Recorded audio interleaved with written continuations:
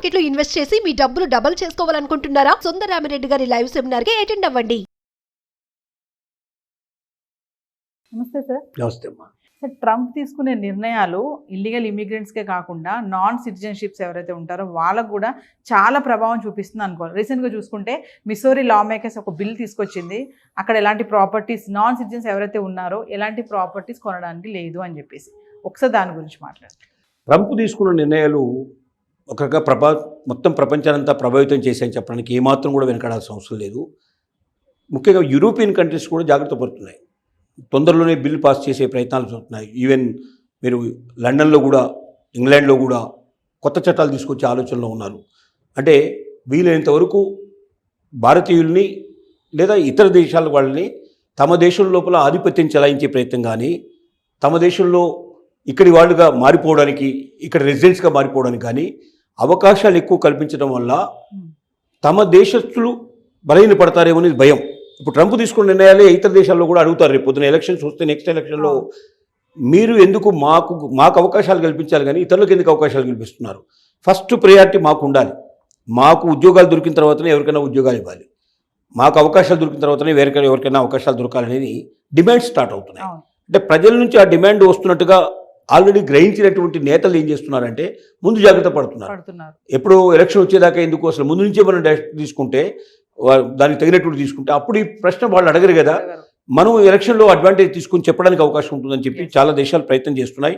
దాంట్లో European countries చాలా ముందంజలో ఉన్నాయి.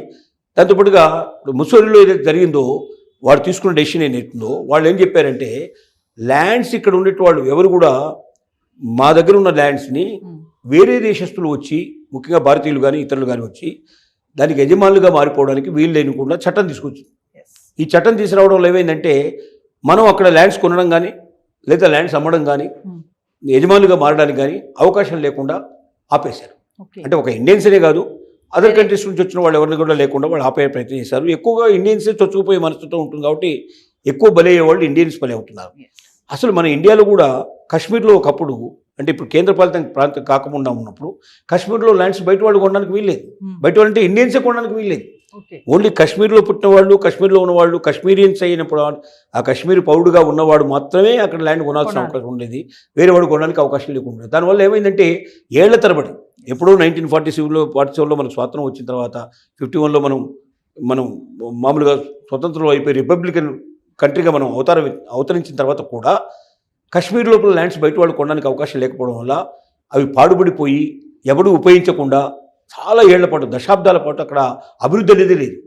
అభివృద్ధి లేకపోవడం వల్ల ఏమైందంటే రోజు రోజుకు అక్కడ ఉండేటువంటి కాశ్మీర్స్లో ఒక రకమైన అసంతృప్తి పెరిగిపోవడం, మనకు అవతల వాళ్ళు వచ్చి, పాకిస్తాన్ వాళ్ళు వచ్చి అనేక రకాల ఆశలు చూపించడం, తర్వాత వాళ్ళు ఇండియన్స్కి వ్యతిరేకంగా మారిపోయి మేము ఇండియాలో ఉండం, మేము పాకిస్తాన్లో కలుస్తామని చెప్పి కొంతమంది అనడానికి అవకాశం ఏర్పడి అసలు మాకు స్వతంత్రంగా మాకు ఒక కాశ్మీర్ అనేది దేశంగా ఉండాలి, మేము భారతదేశంలో అంతర్భాగంగా ఉండమని చెప్పి ఎదిరించినటువంటి పరిస్థితులు కూడా మనకు వచ్చాయి. ఎందుకంటే మన దేశంలో ఉన్న వాళ్ళే ఇండియన్సే కొనడానికి అవకాశం లేకుండా ఉంటారు. ఇప్పుడు ఏమైందంటే కేంద్రపాలిత ప్రాంతంగా దాన్ని మార్చిన తర్వాత ఎవరైనా అక్కడ కొనుక్కోవచ్చు, ఎవరైనా పెట్టుబడులు పెట్టవచ్చు అన్నప్పుడు బ్రహ్మాండమైన అభివృద్ధి స్టార్ట్ అయింది. అక్కడ ఇండస్ట్రీస్ రావడం ప్రారంభమైనాయి, అక్కడ కల్టివేషన్ బాగా ప్రారంభమైనాయి, కొత్త కొత్త పంటలు పండించే అవకాశాలు ఏర్పడ్డాయి, ఎక్కువ మందికి ఉపాధి కల్పించే అవకాశం అయింది, నిరుద్యోగం తగ్గిపోయింది. తద్వారా ఏమైందంటే ఎప్పుడైతే సంపాదన ప్రారంభమైందో వాళ్ళకి అర్థమైంది ఇప్పుడు భారతదేశం ఎంత గొప్పతనం ఏంటో వాళ్ళు తెలుసుకునే ప్రయత్నం చేస్తున్నారు. ఇలాంటిది ఇతర దేశాలు చేయడంలో ఆశ్చర్యం ఉంది. మన ఇండియాలో ఉంది. ఇంకో ట్రైబల్ ఏరియాలో ఉండే వాళ్ళకు కూడా ట్రైబల్ పీపుల్ ఉంటారు. వాళ్ళ ల్యాండ్స్ కూడా ఎవరు పడితే వాళ్ళు కొనడానికి వీల్లేదు, ట్రైబల్సే కొనాలి. దానివల్ల కూడా ట్రైబల్ డెవలప్మెంట్ అనేది లేదు. ఆ అడవుల్లో ఉండే వాళ్ళు, అడవులకు దగ్గరగా ఉండేవాళ్ళు, వాళ్ళ ల్యాండ్స్ చాలా విపరీతమైన కాస్ట్ ఉన్నప్పటికీ, బయట కనబడుతున్నప్పటికీ వాళ్ళు అమ్ముకోలేరు కాబట్టి వాళ్ళకి ఎప్పటికీ కూడా ట్రైబల్స్కి అమ్మాల్సిన పరిస్థితి ఏర్పడుతుంది. ట్రైబల్ పేరుతోటే కొనాలి ఎవరు కొన్నా కూడా. దీనివల్ల కూడా ట్రైబల్ డెవలప్మెంట్ అనేది ఎక్కువ జరగట్లేదు. దానికి కూడా ఇప్పుడు గవర్నమెంట్స్ ఆలోచిస్తున్నాయి ఏ రకంగా ట్రైబల్స్ని, వాళ్ళని కూడా మన జనజీవన సవంతులు ఎట్లా కలపాలని ఆలోచిస్తున్నాయి. కాబట్టి ఇతర దేశాల్లో ఉండే వాళ్ళు ఇక జాగ్రత్త పడాల్సిన పరిస్థితి ఏర్పడింది. రోజు రోజుకి వాళ్ళు మీద ఒత్తిళ్లు పెరుగుతాయి. ట్రంప్ వల్ల ప్రపంచంలో ఉండే అన్ని దేశాల్లో కూడా రోజు రోజుకి ఇప్పటికి లేని ఆలోచన లేని వాళ్ళు కూడా కొత్తగా ఆలోచించడానికి అవకాశాలు కల్పించబడ్డాయి. అంటే సార్ అక్కడ రియల్ ఎస్టేట్ మార్కెట్లో కూడా విదేశీ ప్రభావం ఎక్కువ రాకుండా ఉండడానికి కూడా అనుకోవచ్చు అంటారా? అంటే విదేశీ ప్రభావం ఉండడం వల్ల వాళ్ళ రేట్లు బాగా పెరుగుతాయి, వాళ్ళకి కూడా కొంత బా కొంత లాభం కలిగే అవకాశాలు ఉన్నాయి. కానీ ఎక్కడ ఇండియన్స్ బలపడిపోతారో, పడిపోతారు. ఎక్కడ డామినేట్ చేస్తారో, చివరికి మన దేశంలోనే మనం రెండో పౌరసత్వంగా ద్వితీయ పౌరులుగా ఉండాల్సిన పరిస్థితి ఏర్పడుతుందనే భయం కూడా కొన్ని దేశాల్లో పట్టుకుంది. Yes. అందువల్ల కూడా ఇలాంటి బిల్లులు తీసుకొచ్చి ఇండియన్స్ని వీలైనంత వరకు దూరంగా పెట్టి ఇండియన్స్కు అవకాశాలు తగ్గించేసి తద్వారా తమ మీద వేరే దేశస్తులు వచ్చి డామినేట్ చేసే పరిస్థితులను ఆపాలనే ఒక ఆలోచన కూడా దీని వెనుక దాగి ఉంటుంది. సో ఏదేమైనా ట్రంప్ తీసుకునే నిర్ణయాల వల్ల అక్కడ అటు అమెరికాకే కాకుండా అక్కడ ఉన్న వాళ్ళకే కాకుండా చుట్టూ ఉన్నటువంటి కంట్రీస్ ఏవైతే ఉన్నాయో వాటిపైన కూడా బాగా ప్రభావం చూపిస్తుంది అంటారా? ఖచ్చితంగా ప్రపంచంలో అన్ని దేశాల మీద ఏదో ఒక రకం ప్రభావం చూపిస్తుంది. ఖచ్చితంగా ఉంటుంది. అసలే అమెరికా ప్రపంచంలోనే అగ్రదేశమే, ఇప్పుడు అనుకున్నా కాకపోయినా ఒక రకంగా అగ్రదేశంగానే ఉంది, నెంబర్ 1 పొజిషన్లో ఉంది ఇప్పటికీ. అంటే in spite of all these thing ఇవన్నీ ప్రభావాలు ఉన్నప్పటికీ నెంబర్ 1 పొజిషన్లో ఉంది. కాబట్టి అమెరికా ఏ నిర్ణయం తీసుకున్నా దాని ప్రభావం ఇతర దేశాల మీద, ప్రపంచ దేశాలన్నింటి మీద పడే అవకాశాలు ఉన్నాయి. ఇప్పుడు ట్రంప్ తీసుకున్న నిర్ణయాలు ఇంకా సూటిగా ధాటిగా ఉండటం వల్ల అవి తొందరగా చేరుకుంటున్నాయి, అన్ని దేశాలకు చేరుకుంటున్నాయి. మిగతా దేశాల్లో కూడా మనం ఎందుకు ఇతర దేశస్తులు మనం ఆహ్వానించి వాళ్ళకి అవకాశాలు కల్పించి వాళ్ళు మన మీద డామినేట్ చేసేటువంటి స్టేజ్కి మనం ఎందుకు రావాలి? వాళ్ళ మేధావులు ఇక్కడికి వస్తారు. మేధావులు ఉన్నప్పుడు ఏమవుతుంది, వాళ్ళ మేధస్సుతోటి మన దగ్గర మీద డామినేట్ చేసే అవకాశాలు ఉంటాయి. ఇప్పుడు అమెరికాలో చాలా సెనెట్లో మనకు రాజకీయంగా కూడా ఎదిగారు మన వాళ్ళు. అక్కడ చాలామంది గవర్నర్స్గా వచ్చారు మనకు వాళ్ళు.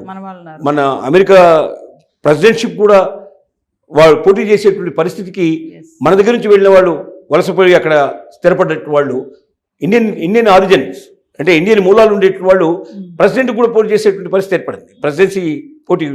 ప్రెసిడెంట్షిప్ కూడా పోటీ చేశారు. అంటే ఏమిటి, అంత ఎదిగారన్నమాట. ఇక్కడ నుంచి వెళ్ళిన వాళ్ళు అక్కడ అంత ఆ స్టేజ్కి వచ్చారు.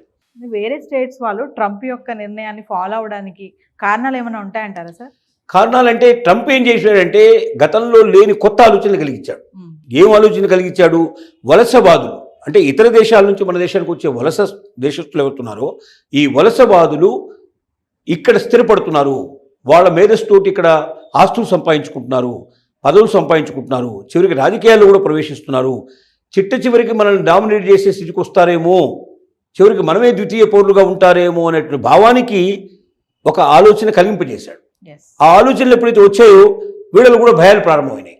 ఈ భయాల వల్ల ఏంటంటే ముఖ్యంగా ఇతర దేశస్తులు, దాంట్లో భారతీయుల్ని వీలైనంతగా డామినేట్ చేయకుండా ఆస్తులు కొనడం కానీ, లేకపోతే అక్కడ పెద్ద పెద్ద పదవుల్లోకి రావడం కానీ, రాజకీయాలు రాకుండా నిషేధించడం ఎలాగా అనే ఆలోచన కలింపజేశాడు ట్రంప్. ఇప్పుడు బీజాలు వేశాడు. ఇది కొద్ది కాలం తర్వాత డెఫినెట్గా మొక్కై చాలా పెద్దగా మానుగా తయారయ్యే అవకాశాలు ఉన్నాయి. నమస్తే.